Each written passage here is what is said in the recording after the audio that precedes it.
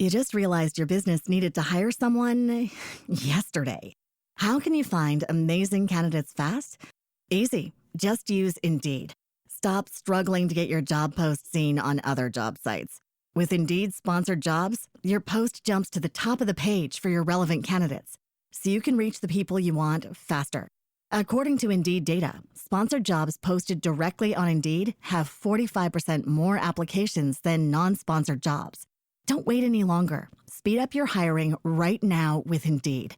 And listeners of this show will get a $75 sponsored job credit to get your jobs more visibility at Indeed.com/kidsandfamily. Just go to Indeed.com/kidsandfamily right now and support our show by saying you heard about Indeed on this podcast. Terms and conditions apply. Hiring? Indeed is all you need. Are you ready to learn the 3 secrets to launching a successful podcast? Hi, I'm Bill, a recent client of the Podcast Mogul. If you've been thinking about starting a podcast but aren't sure where to begin, he's got you covered. He is hosting a free webinar where he will share the 3 secrets that can help you launch, grow, and monetize your podcast without any fancy equipment or technical headaches. Click the link in the show notes to save your spot now and let him help get your podcast off the ground. Welcome to Invest in Yourself, the Digital Entrepreneur Podcast. Join the podcast mogul Phil Better as he interviews successful entrepreneurs that make their living in the digital world. Now, let's join your host, Phil Better, and his special guest today on Invest in Yourself, the Digital Entrepreneur Podcast. Welcome back to another amazing episode of Invest in Yourself, the Digital Entrepreneur Podcast. I am, of course, Phil Better, podcast mogul, and today we're privileged to host a truly inspiring individual whose life story exemplifies the powers of resilience, creativity, and transformation. Born into the challenges of mental health struggles and neurodiversity in Manchester, New Hampshire, our guest faced bullying and misunderstanding from a young age. Yet it was with the world of stories through poetry, novels, and music that he found solace and a sense of belonging, shielding him from a world quick to judge and slow to support. Defying the voices that once labeled him a monster and a mistake, he turned his deep passion for stories into a beacon of hope and a tool for advocacy. As he grew, he not only shared his stories, but also his strength, becoming an advocate, a teacher, and a mentor. His journey led him to roles where his passion was not only valued, but essential, helping young people discover the joy of reading and guiding others towards independence. As a peer specialist, he's uplifted countless lives, encouraging others to find and use their voices. Now, stepping into the fantastical realm of Dungeons & Dragons, he uses his narrative prowess to mentor and connect communities in innovative ways. He builds bridges for those navigating their paths, fostering a world that embraces all and intentional and compassionate in every step. Please join me welcoming a storyteller, a bridge builder, a beacon of hope, the light of Gondor itself, who has turned his trials into triumphs, Thomas Wilson. Thomas, thank you so much for being here.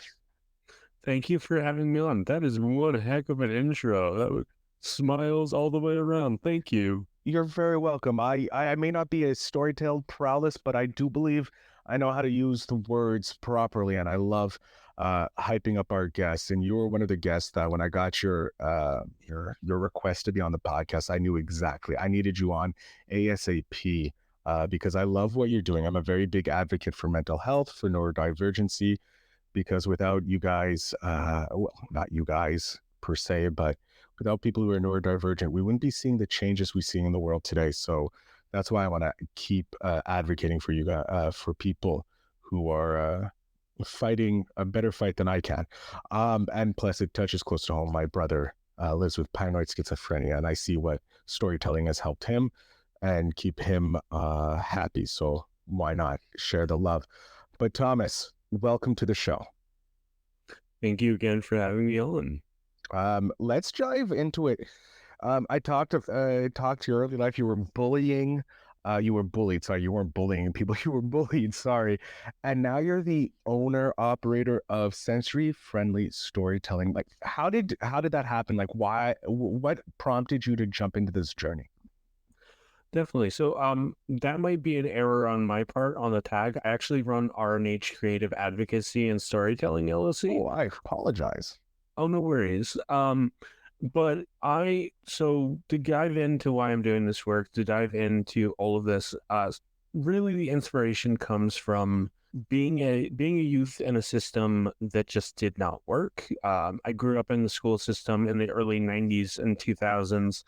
I always herald that as a terrible time for mental health. Yes, there was a lot of good things going on, but the media, the world around us, the mentality just around therapy was very archaic. It was, I know, like in TV shows, a lot of the focus was if you went to therapy, you were crazy, which it's changed astronomically since then. And I'm so glad to see that.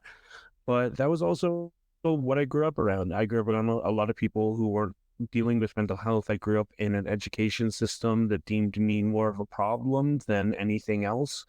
And it's actually really interesting because my early years in school, I was considered a prodigy, and then I was diagnosed with mental health, and that changed dramatically. Yes, my behavior changed and a lot changed, but I grew up in that. I also spent a lot of time in systems that deemed me too hard to work with, too problematic, too disruptive.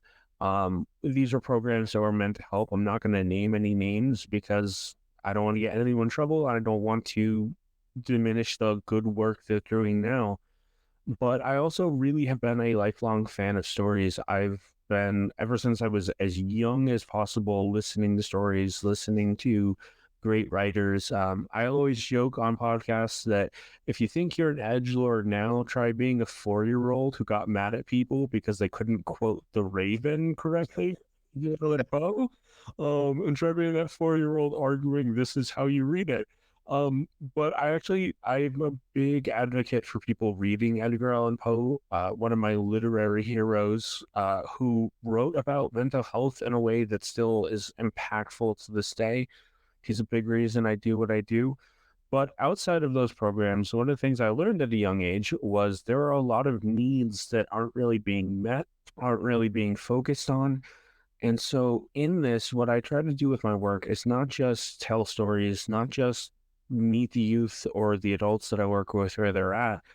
I really try to focus in on empathy and fill gaps in programs, fill needs in the community, fill the idea that anyone can thrive, anyone can succeed if they're given the care they needed. And yes, I focus on stories within mental health, neurodiversity, other underserved communities. But my really big belief is that if we focus on honoring all people and teach them how they learn, not how we want them to learn, they can go out and succeed. And so far, it's been a wild ride, but it's been proven time and time again that empathy-based leadership, person-first mindset, and creating stories that help us connect to our humanity and grow, those are all things that can be facets of success.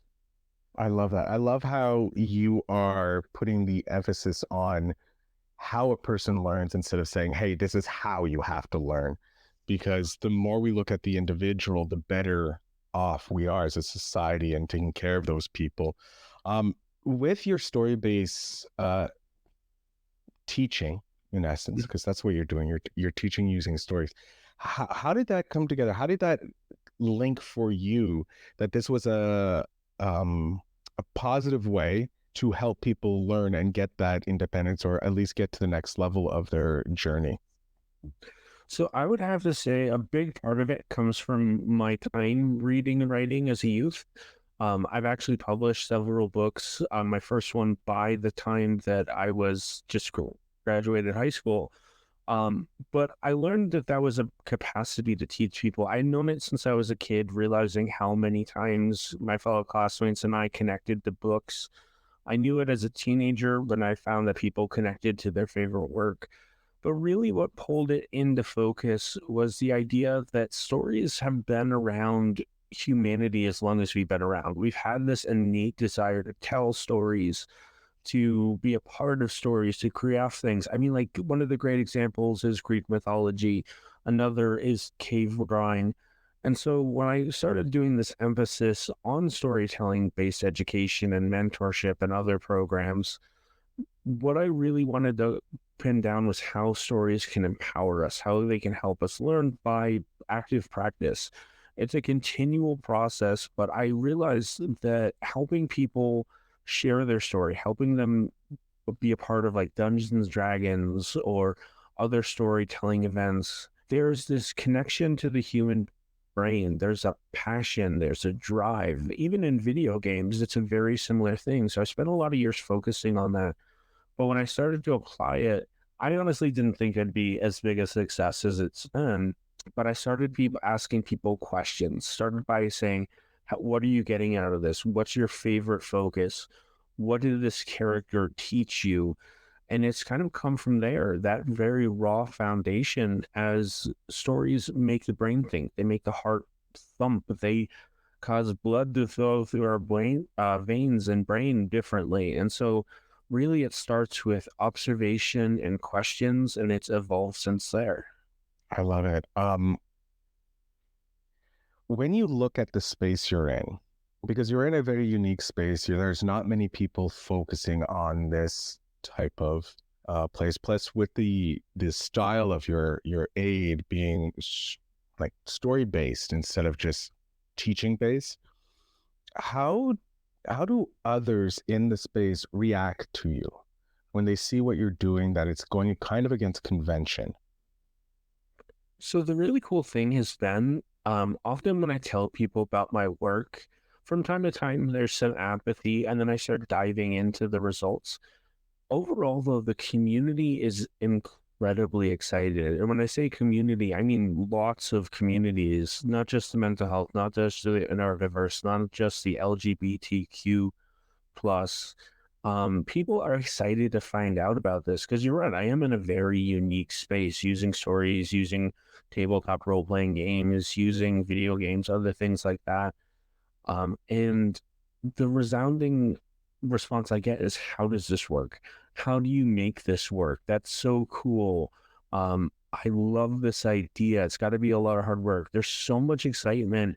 And I think that really comes from the mentality that this is unique, that it is growing rapidly, that it is becoming part of a way to treat people in some really unique ways. And yes, I meet a lot of people who aren't interested, but I'll tell you right now, the amount of work that I'm offered is starting to get more than I can handle on my own.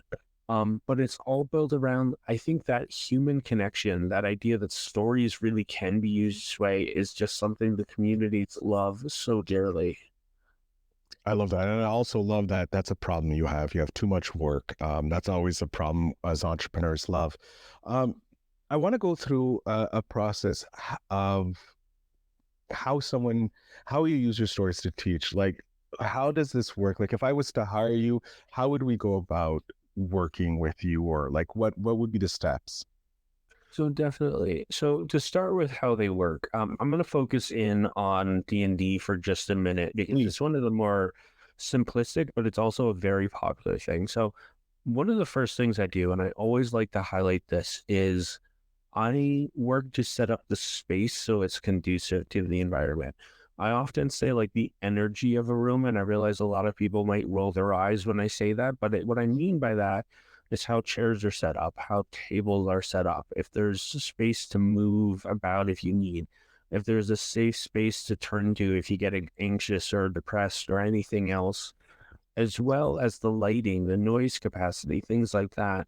And then when people actually start to show up, one of my first interests is to really display a very positive energy, but a very genuine one. I'll greet each individual, I'll try to shake their hand if they're comfortable.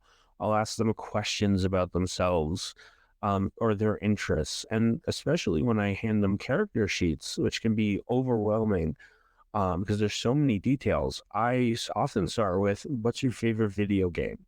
What kind of character and fantasy do you like? Do you have a favorite kind of player to play as? In like Overwatch is an example. Ask if they're like bulky characters, fast moving characters.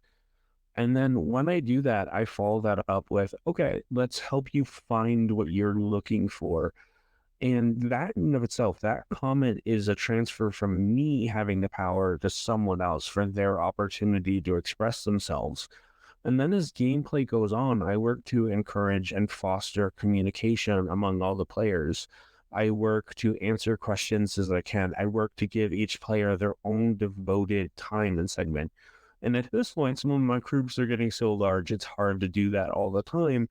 But there's a common thread in all of this, which is honoring each individual. And as I do that, I also give them time to problem solve through their own decision making, their own processes, their own what they want to own for that character for that hour and a half. And then really work to make sure that my energy and my tone is very calm, is very docile. Well, not docile, but like level-headed. Yeah, you're the stability of the group. While everybody else has their energies up and up, you try and keep it as we're not going below this level of energy. We're keeping it at this. We can go above it, but we're not going below it. Mhm. And I think that it comes across chatting with you here, Thomas. You're a very level-headed man, or a level-headed person, and I'm enjoying this conversation.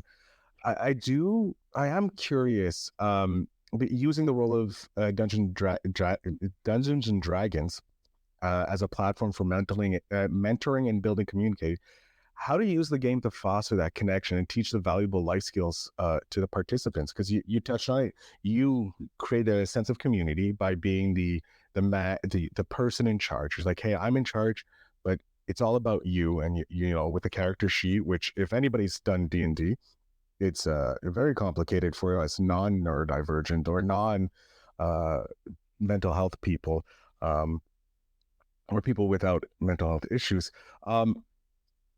But once the game starts rolling, how do you keep keep them connected to the community as a whole for them? One big thing that I try to do. So one quick thing that I try to do is I always try to honor my players' ideas.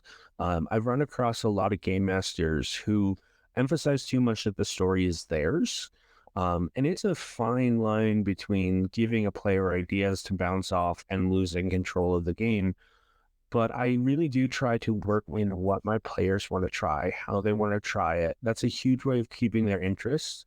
I also work in the realm of really working hard to make sure those peer relationships are really forming. So if there's two players who are chatting and they're really having a great time together, I'll actually let that play out for a little bit until I need to intervene.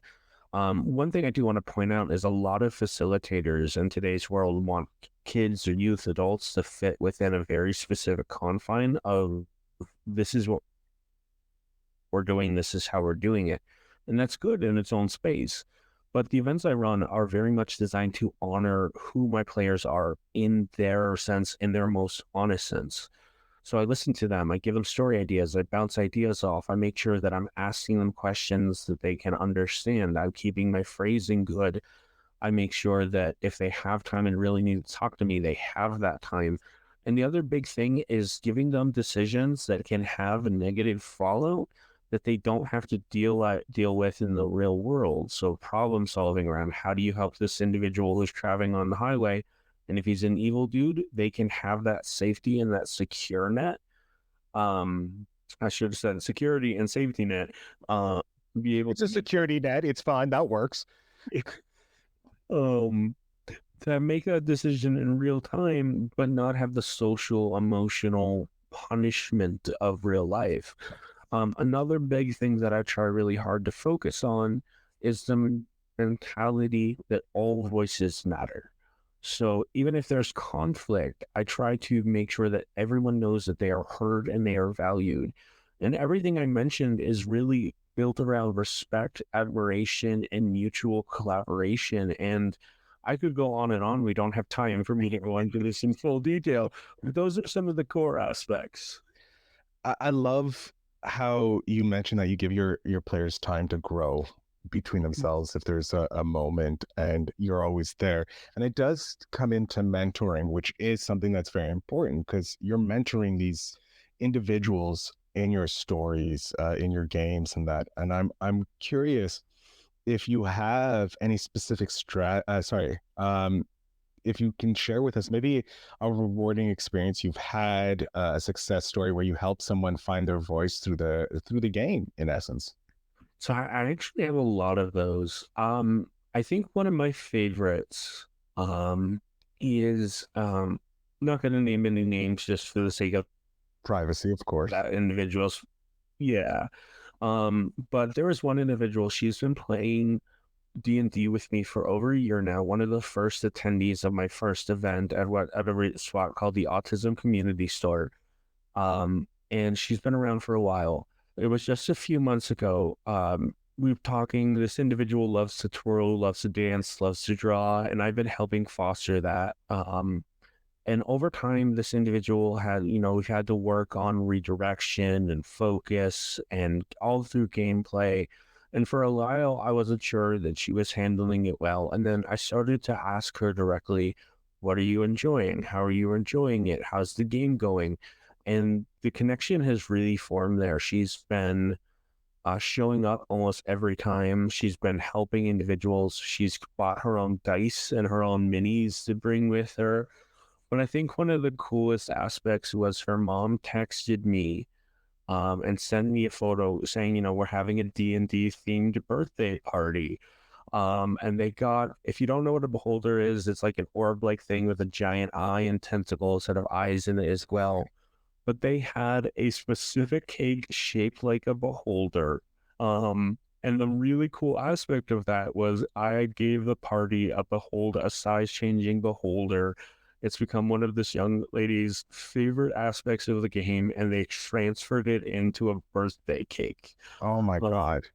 And it's one of the most heartwarming things that's happened in such a long time, on top of the other many things, but it's such a joy.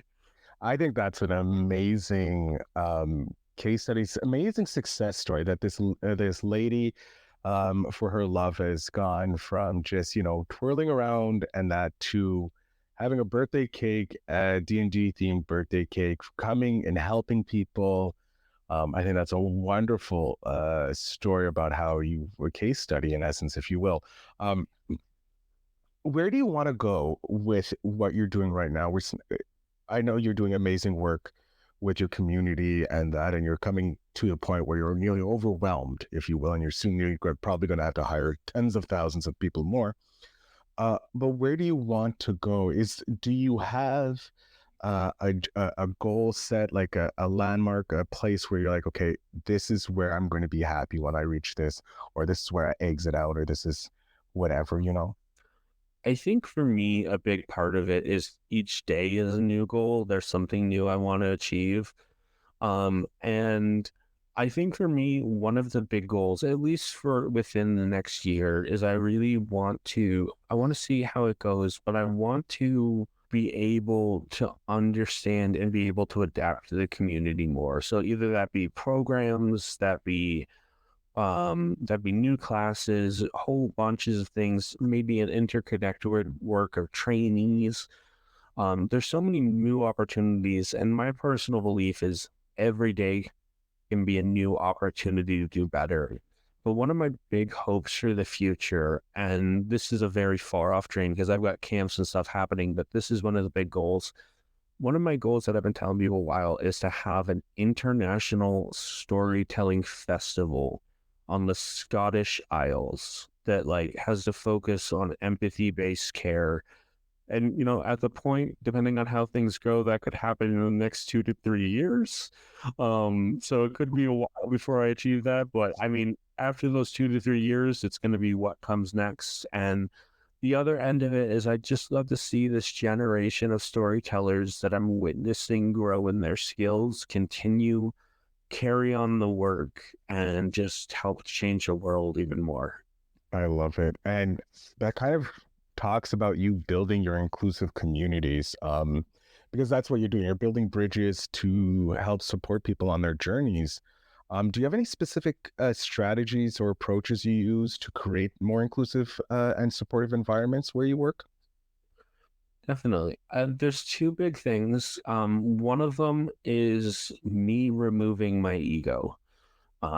I find a really easy way to shut down inclusivity. And we see this in lots of things, in movies, in books and TV shows. People set out to do things, but they get an ego and stuff gets taken back, or inclusivity phases. But I think for me, understanding that there's always more skills, always more education, there are always things that I can do better, is a huge part to helping me understand inclusivity. And the other big thing is kind of in a similar facet, understand that there's always going to be someone new who's going to challenge you. Always going to be a new situation where you may have to grow. You may have to understand that person. As all people are different, there's going to be different needs to show up each time. There's still going to be different communities to access. So be willing to honor those people, being willing to put in the effort, and understanding that it's not often about me. It's about them and making sure that I'm honoring them. I love that. That's a very good way of looking at it, taking out the ego, because I think egocentricity is ruining a lot of businesses and a lot of communities. It's more about how we can support. And I love, pardon me, being part of the podcasting community, because it is all about support, how we can help each other make the space a better place. Now, with this show, it's obviously about investing in yourself, coming to the next level. So I do have a question about that. So throughout your career, you had to invest a lot in your personal and professional development to overcome challenges and help others. What are some key investments you made in yourself that have been crucial to your success as an advocate and a mentor? So the first big one is making sure that each day I'm investing as much as I can into my mental health and my awareness of myself. I always tell people nowadays, each day is a new challenge to continue to put the care in and put the effort in and continue to work on myself. The other big thing for me was understanding what my happiness is, understanding what will make me happy, and understanding, and this may be one a lot of people don't want to hear, but happiness is very fickle. It can be there one moment, it can be gone another, literally within seconds. And I think for me, understanding that my happiness, my joy, even if it's gone for a moment or a week or so, that it can't be back, or there can be something even better that will replace it, is a huge thing for me. All right, that's an amazing thing. Investing in your mental health. Obviously, someone who's in the mental health space is advocating for it, so it's a huge thing. We are coming to the end of the episode, which I hate because I'm having such a great time talking with you, Thomas. This has been one of my more favorite episodes this day. My question here is, I have your 10-year-old self here, Thomas. He's unfortunately been, 10-year-old self, middle school, not the best time of life, right? Especially in the 90s and early 2000s. I'm a product of it. I fully understand it. But I have your 10-year-old self here, Thomas. What is one piece of advice you would love to hand back to your 10-year-old self? A big one for me is today may suck, tomorrow may suck, things are maybe hard, but the only way that you will get past it is to keep moving forward and to acknowledge that no matter how bad things are, they will be better if you keep moving forward and don't give up on yourself. I love it. It's simplicity at its best. Keep moving forward, because today may suck, but tomorrow may be a brighter future. Reminds me of the tome, "This too shall pass." Thomas, I'm going to jump off stage here. I want you to tell my audience where they can connect with you if they're looking for some sensory-friendly storytelling or need some mentoring in that as well. So, sir, the floor is yours. Definitely. So you can see my website at rhcreativeadvocacyandstorytelling.net. I will also make sure that my link tree is set up. You can always email me at ndttrpg@gmail.com. Didn't realize how many of those sound so similar when I set that up. With any questions. And then I always have, if you're in the community in Colorado, anywhere else, feel free to say hi, feel free to stop by, and Again, I'm a huge advocate for questions. I believe they are one of the big pathways to power. So please feel free to contact me. Check out my link tree. You can also see me on LinkedIn. I'm Thomas Rhodey Wilson on there. And I want to thank you all for your time and listening to me talk. Thomas, I can't thank you enough. It was a pleasure having you on, chatting with you, learning about all this, and helping advocate for an alternate way of learning is always the key in supporting our minorities, maybe our groups that may be under supported. Thomas, thank you again. To my audience, thank you. Make sure you check out the show notes. I'll make sure you have all the links there, and especially the link to Thomas's email, because like he said, it's a little tongue twister. But if you caught it, great. But it'll be in the show notes down below. I thank you again for listening. And always, always remember to invest.